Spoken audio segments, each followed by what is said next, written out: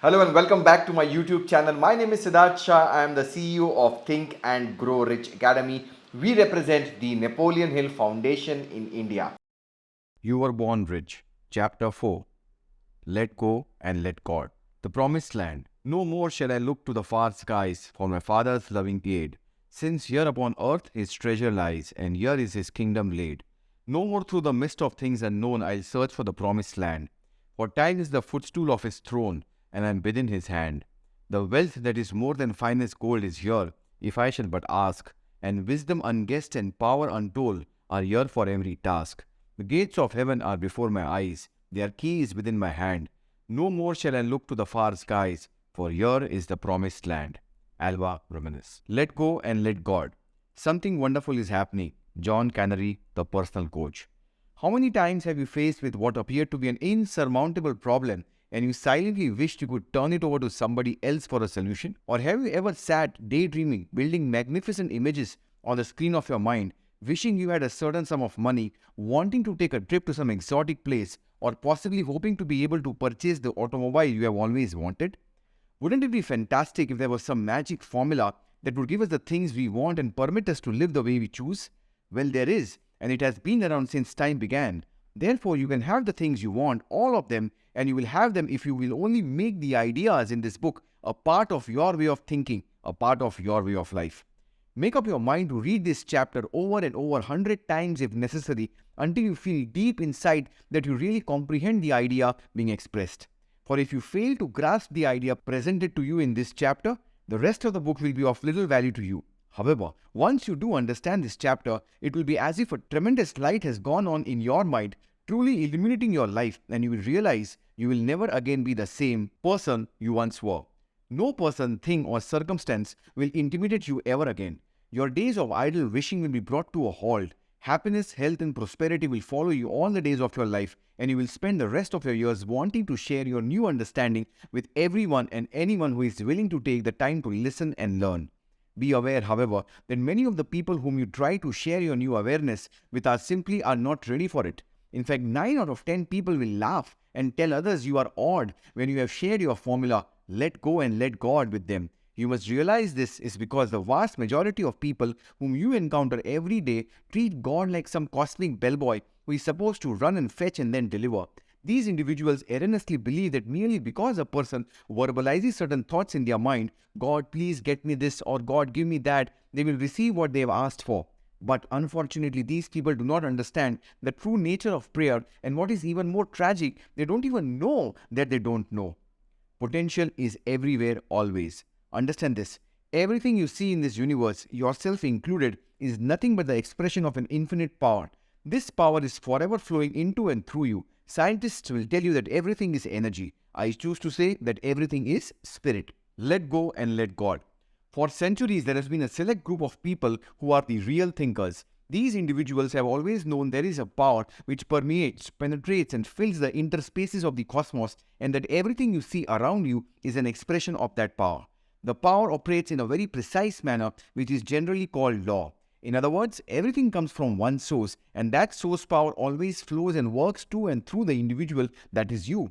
Stated slightly differently, the image that you have formed can only come to you on the physical plane of life, your results in one way, and that way is by law and through faith.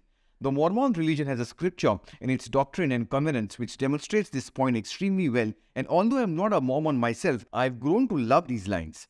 There is a law, irrevocably decreed in heaven before the foundations of this world, upon which all blessings are predicated. And when we obtain any blessing from God, it is by obedience to that law upon which it is predicated. The more you study this scripture, the more you will appreciate just how perfect it is. The more you understand its truth, the easier it will be for you to improve the quality of your life. Clarence Smithson's story. A number of years ago, when I was working in Chicago, Illinois, I became close friends with a man by the name of Clarence Smithson. Since Clarence is not a celebrity by any means, I am sure you have never heard his name before. In fact, he is such a modest, self-effacing person that if you were to walk into a room crowded with people, you would probably not even notice him. Nevertheless, there is a certain indefinable spark in Clarence Smithson which makes him one of the most remarkable individuals I have ever had the pleasure to know. In an attempt to identify this elusive quality, I have come up with the following hypothesis. Clarence Smithson incorporates within his very being the principle upon which this entire chapter is based. Namely, if a person will let go and let God, that is, have faith that whatever must happen for him to achieve his goal will indeed occur, all things become possible.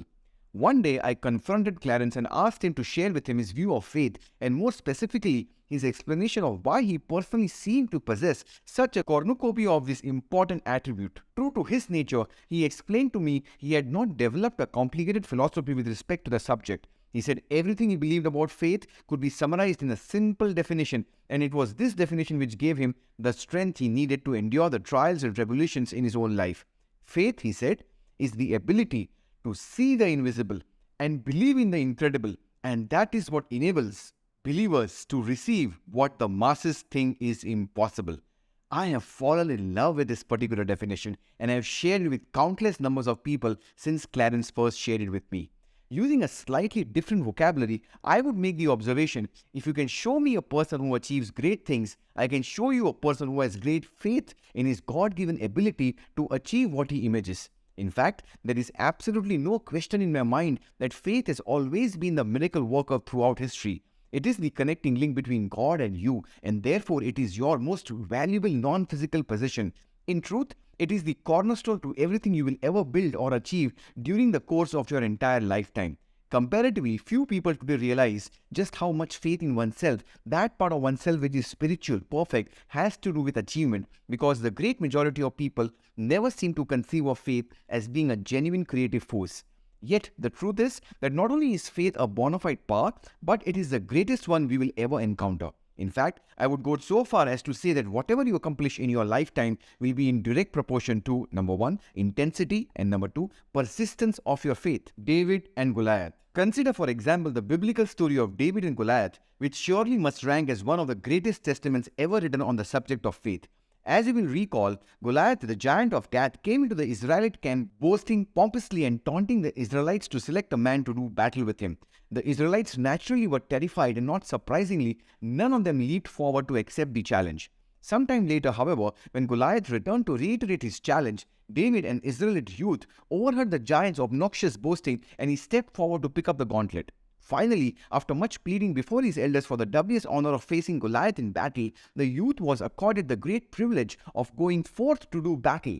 The elders insisted, however, that David clothe himself in heavy protective armor. They also gave him a sword with which to smite his powerful adversary. But David said, I am not used to these things. I cannot fight with these handicaps. These are not my weapons. I have other weapons with which to fight the giant. So he stripped himself of all his armor and went into battle with no weapon other than a simple slingshot and a few pebbles which he had gathered from the nearby brook. When the giant leader of the Philistines, protected as he was with armor from head to toe, armed with mighty weapons and preceded by his shield bearer, saw the unarmed, unprotected Israelite youth approaching, he was infuriated. He said to David, Come to me, I will give thy flesh unto the fowls of the air and to the beasts of the field. Young David, however, never one to be intimidated, answered the giant, saying, Thou comest to me with the sword and the spear and with the shield, but I come to thee in the name of the Lord of hosts, the God of the armies of Israel, whom thou hast defied. This day will the Lord deliver thee into mine hands. While the giant Goliath placed his faith in physical objects like armor, swords, and shields, David placed his solely in an unseen God. The result, the young Israelite shepherd defeated his far mightier foe. With nothing save a single stone from his sling, David struck Goliath and the giant fell lifeless to the ground. By accepting the principle let go and let God, and believing that whatever must happen for you to reach your goal will happen, like David, you too will successfully conquer the giant in your life. That is, you will witness the physical manifestation of your image and in the proper time. You see, the trouble with those of us who fail to achieve what we desire is not that we lack the ability to do so, but that we lack the faith implicit in the let go and let God principle, which dictates whatever is necessary for us to reach our goal will indeed occur. We do not believe we can simply tap into the great spiritual reservoir that lies within us to make connection with divinity, all supply, or whatever else you wish to call that power which sustains each one of us. However, if you fail to make this connection in your own mind, or if you lack the divine self-confidence born of faith in omnipotence, you will never be what you long to be or have what you rightly deserve to have. All of your prayers will return to you unanswered, your best efforts will bear no fruit, and your negative attitudes will thwart the realization of your goal. A mind saturated with fear of failure or images of unwanted results can no more accomplish, create, or produce anything of value than a stone can violate the law of gravity by flying upwards in the air. You must realize the Creator does not alter the law of gravity to accommodate a person who walks off the roof of a house, even though the person may do it unconsciously or in a drugged state. Similarly, the creative principle of the law of achievement cannot be violated with impunity. Therefore, you will achieve what you desire, be what you long to be, only when you become obedient to that inexorable law of life. To recapitulate, the first step in the creative process is to relax and see yourself already in possession of the good that you desire. Build the image. The second step is to let go and let God. In working with spirit, it helps to focus on the truth that spirit is in all places at all times. Since this is so, it follows that you possess the godlike ability to tap into positive thoughts anytime you wish and anywhere you choose. Moreover, once you become aware of your kinship with the creative power, that you are in truth a child of spirit, you cannot possibly be anything other than positive, forceful, radiant, and self-reliant in your dealings with the world, a conqueror of those forces which would attempt to drag you down or hold you back. Once this happens, all the forces in the universe will come together to help you reach your goal or the manifestation of your image. Finally, gaining the understanding that you are made in the image of the creator of the universe and are a living part of the eternal spirit will ultimately transform the results that you are achieving in your life every day. Another thing you should know about spirit is that it is a power which is forever flowing into and through you. We also call this power thought. But as spirit or thought flows into you, you choose the image you will then form with it. Experiment for yourself, sit back, relax, and then become fully aware of this great creative capacity. You can actually form one image or picture after another on the screen of your mind, images of things which already exist physically, like your car, your home, your place of business, or images of things that you do not exist, such as your short-term and long-term goals. But the point I want to impress upon you now is that although spirit is the very essence of your being, it will never move into form or into an image without your assistance. So, those people who sit back and do nothing saying, God will look after me, are just fooling themselves. For since it is true that God helps only those who first help themselves, it follows that you must always do your part to start the creative process in motion. You must always build the image and know in your heart the image will materialize. You must come to look upon God as being a great unseen provider who inhabits every fiber of your being, and you must also understand that the instant you form the image in your mind, God will go to work in God's perfect way and move you into an entirely new vibration. That is, you will begin to feel differently. So always remember, the new feeling coming over you is really God at work, and although you may sometimes express your elation by saying you feel enthusiastic, remember that the word enthusiasm is just a derivation from the early Greek entheos, meaning in God. Your enthusiastic attitude will in turn cause your actions to change and you will start behaving differently. Moreover, not only will you begin to act differently yourself, but because of the new vibration you are in, you will begin to gravitate toward and to attract to you other like-minded people. Strange and wonderful things will begin to happen to you, and with such regularity that you will be at a loss to explain or even to comprehend what is going on. So don't even make the attempt. Just understand it is God's way or the way of the creative force, and accept the good as it comes and expect more of the same in the future. The skeptics will begin to say you are just lucky and you should let it go at that, for as long as you continue to hold the image in your mind of the good you desire, you will always be rewarded. Just have faith that what should happen must happen, and in the right time it will happen. Always remember that the image which you keep affirming in your heart or your subconscious mind is being impressed upon the spirit, and spirit has the ability to convert your present dreams into your future reality. On the surface, it might appear from time to time that things are not going well, and you may begin to worry you are moving in the wrong direction. But let me assure you, this will not be the case as long as you keep the image of the good you desire firmly planted in your subconscious mind. For if you do this, you will continue to move in the only direction in which you can move in order to get to where you want to go. Don't forget, it is never sufficient to believe in yourself, that part of you which God created in His image, only when you feel particularly enthusiastic or when some particular good fortune has befallen you. It is never adequate to have faith sporadically, to get enthusiastic over your prospects and then to undermine all of your mental kingdom. It won't do to keep dropping down again and again, like the frog trying to get out of a well but is feeling weaker and more discouraged after each fall. Any person who starts that type of process in motion is letting go of his image of prosperity and is using his creative powers to build images of poverty instead. And as we have already said, God, being a just God, will always work to bring about your ultimate good. But always bear in mind, it is your innermost thoughts and images you are requesting, not the words to which you might only be paying lip service. Therefore, make it a habit to begin and end each day with a declaration of faith in yourself, created after God's image and in His power, whatever you choose to call it. Guard this faith zealously as you would your most precious possession and ensure that it never be imperiled by weak, downhearted, and negative thoughts. Doubts, fears, pessimism, and negative thinking poison the very source of life. They sap energy, enthusiasm, ambition, hope, faith, and everything else which makes life purposeful, joyful, and creative. You must consciously entertain only the mental allies of your ambition and those attributes which will help you realize the manifestation of your goal. For when you are firmly grounded in faith, negative thoughts will have no power over you, because they will not be in harmonious vibration with your new image. You will be mentally strong through the conscious awareness of God's power within you. When times get tough, you must get tougher, and you can. As Dr. Robert Schuller said, tough times never last, but tough people do. So if you find your faith slipping or you find yourself running low on this great motor power which accomplished so many wonderful things, you can do something about it. The following exercise works for me. It has for years, and I know it will work for you too. You can build huge reservoirs of mental power by simply employing a daily auto-suggestive technique for the acquisition and the strengthening of this greatest and most necessary of all human attributes, faith.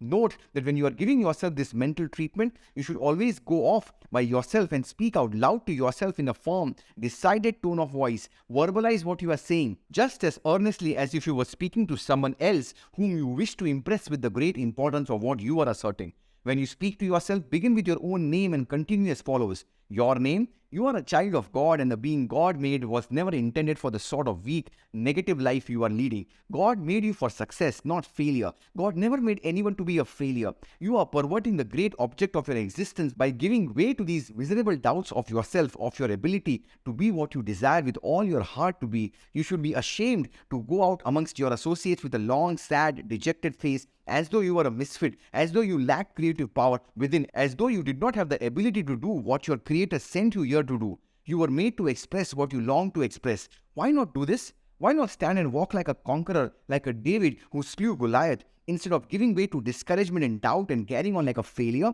The image of perfection, the image of Creator lies within you. You must bring it to the center of your conscious thought and express it to the world. Don't disgrace your Maker by violating that image, by being everything but the magnificent success God intended you to be. There is a tremendous achievement force, an upbuilding and strengthening power in the asserting of confidence in the Creator and that you are created in His image. This is not egotism, not the glorification of the parody of the man or woman which wrong thinking or wrong living has made. It is simply the assertion of your kinship with God.